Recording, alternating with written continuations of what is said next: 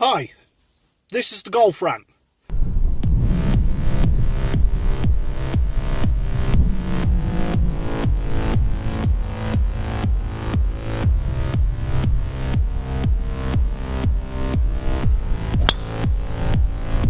Today's is going to be a little bit different because I'm driving around and doing calls. I'm trying to record within the work scale. So it might have a bit of a vloggy feel, but let's do it anyway. I want to start by talking about Bryson DeChambeau.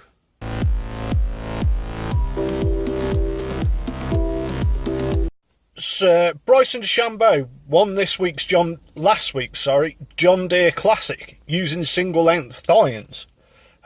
So this is his second pro victory. He did win a web.com tour last year, which is quite a big thing. A lot of people are saying, do we think now that he has broke out, won this first PGA Tour event, that single length irons are going to jump out on the market and get into everybody's bags? I'm not sure. I think the single length irons are a bit of a niche product at the moment. Don't get me wrong, Cobra have invested heavily in bringing out some single length irons, and there's Sterling and Adele, who Bryson was with before he signed for Cobra, have all got products in the market. They all look like very good products. I haven't hit them personally, so I can't really question as to whether or not they're any good. But yeah, it is going to be interesting to see whether or not his win is going to have any sort of effect on what is going into people's bags. I believe that, the shorter irons are apparently a little bit easier to hit. But again, if you aren't within a certain swing speed range, getting the long irons in the air, it can be difficult for amateurs. So yeah, it remains to be seen as to what goes on with them, but can't take it away from the guy.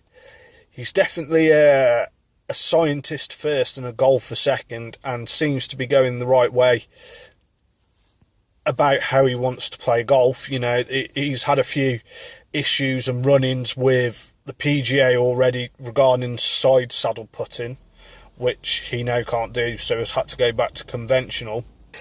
It's funny that he went side saddle, didn't perform very well, got banned, and has now won conventionally.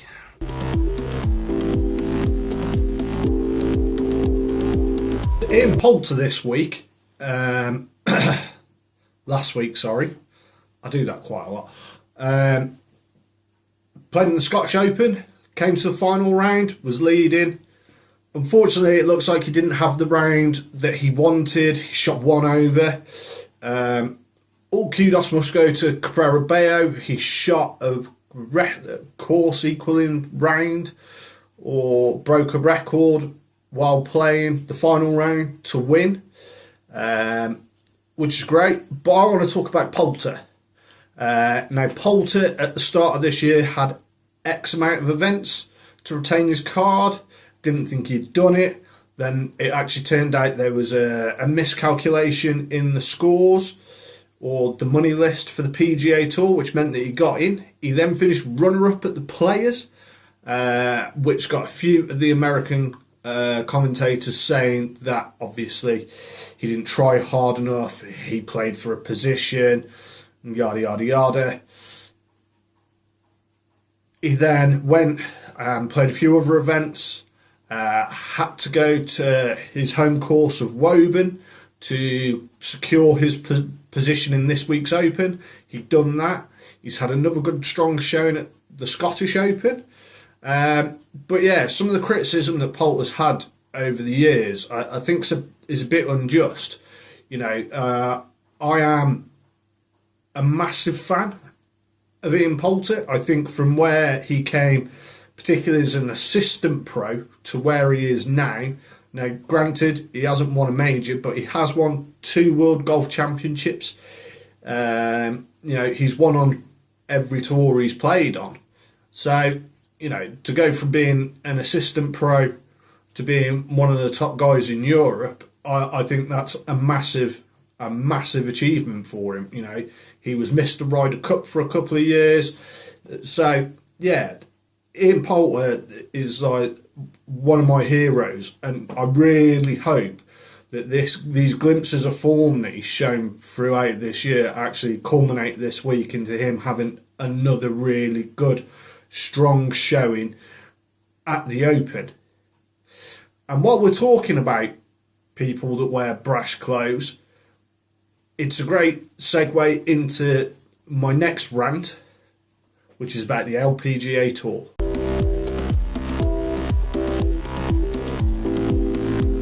The LPGA Tour this week released a memo stating that they were going to change the rules on what players could wear out on the course.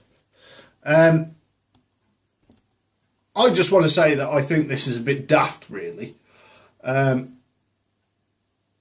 Players should be able to wear what they like on the course. Surely the LPGA would have been better off going to the clothing manufacturers to say, you know, do you mind awfully not making skirts that short that when our players bend over you can see what they've had for breakfast, type of thing. Not actually go straight in at the player level to say, look, you can't wear this, you must wear that, can't do the other. Yeah, surely the big wigs of the LPGA Tour would have been better off going to the likes of Nike, Puma, Adidas, you know, all the other clothing manufacturers and saying, you know, yeah, I understand we're trying to move golf forward, get more people involved and stuff like that, but could we not make the clothes a bit less party outfits, I suppose is the best word. You know, I know it's not every player on tour that does it, but, you know, there is a few that, you know, their skirts are quite short.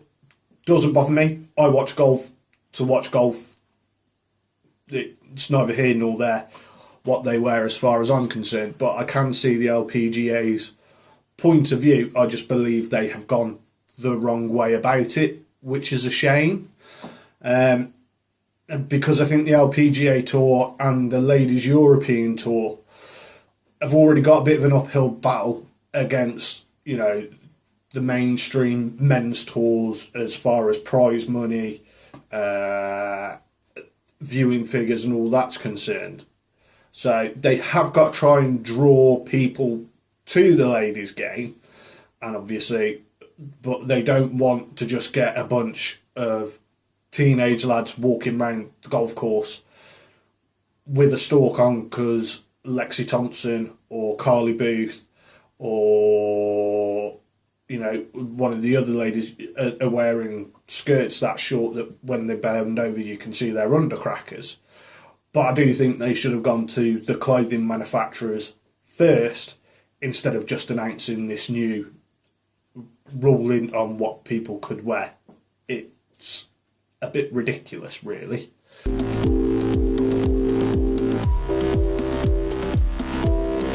So this week's show is the return of the Open. It's being played at Birkdale. Now, I've already touched on it slightly about Poulter and the Open.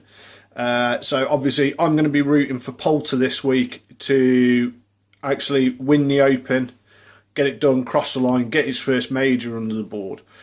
Sadly, I won't be watching the Open, which will be the first time that I've not watched it in 8 years, due to the fact that it's no longer being shown on the BBC, which has upset me slightly. I've been a massive fan of the Open for years. It's my favourite tournament. It would be the tournament that I would want to win if I was a professional golfer. So to no longer have it on terrestrial telly, it is a real shame for me. So yeah, my three picks are going to be Poulter, Stenson to retain, and McIlroy, because he's due a good tournament any time now. What do you guys think about this week's golf rant?